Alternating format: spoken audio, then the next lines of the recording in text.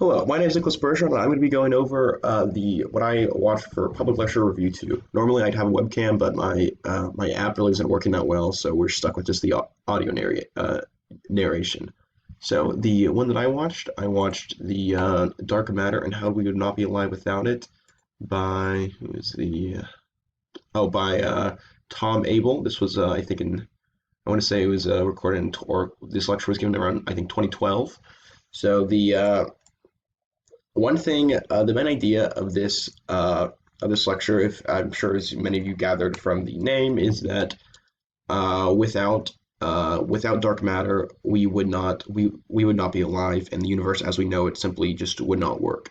So he starts off the lecture with going through some stuff that I already did know, mainly about light, talking about how with light or with galaxies that are very far away that we can't see, this light has been traveling for millions, billions of years. We can use that light to see how the formation of the universe and our galaxy, especially just by looking at similar galaxies, took place.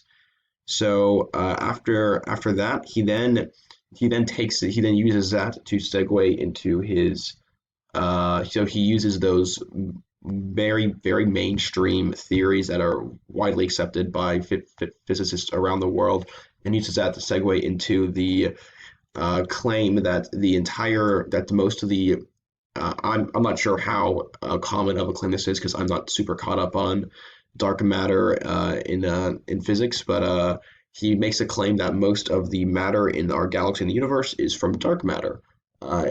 Specifically, that there is a ring of dark matter that extends around our galaxy. While this ring isn't super dense, and for dark matter terms, even though that dark matter is a is theorized to be a very dense material, there's a lot of volume for this. So he then, for essentially the rest of the lecture, he talks about how we have I proof is a strong word, but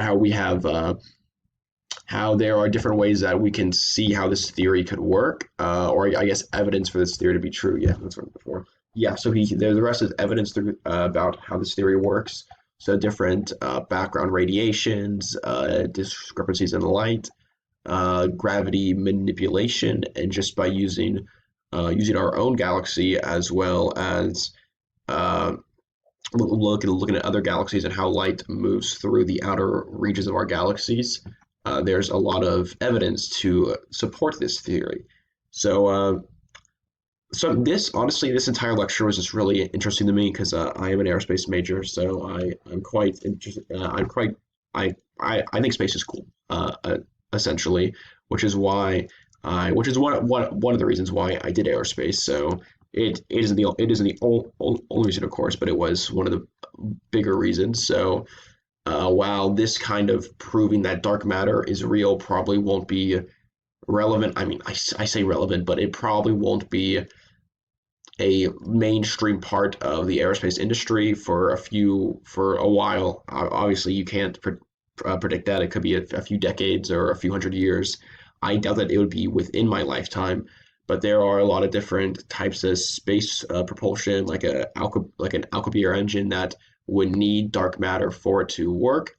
I mean, this is all very theoretical. No one's even come close to replicating that or even trialing something like that. But with dark matter, and if you were able to isolate that, then you could, which would, of course, revolutionize space travel. It would be way more efficient and cheaper to maintain than any kind of space travel ideas that we have right now.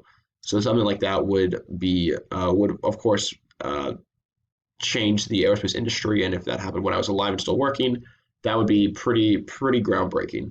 So I haven't really followed up on the topic outside of the lecture because pretty much after watching the video, I recorded this, but I definitely plan to because there's some stuff from the lecture that I wasn't too sure on. It's because it's a pretty dense lecture. So I'm gonna follow up on some of that, and hopefully I can understand some more of that. So thanks for watching. Bye.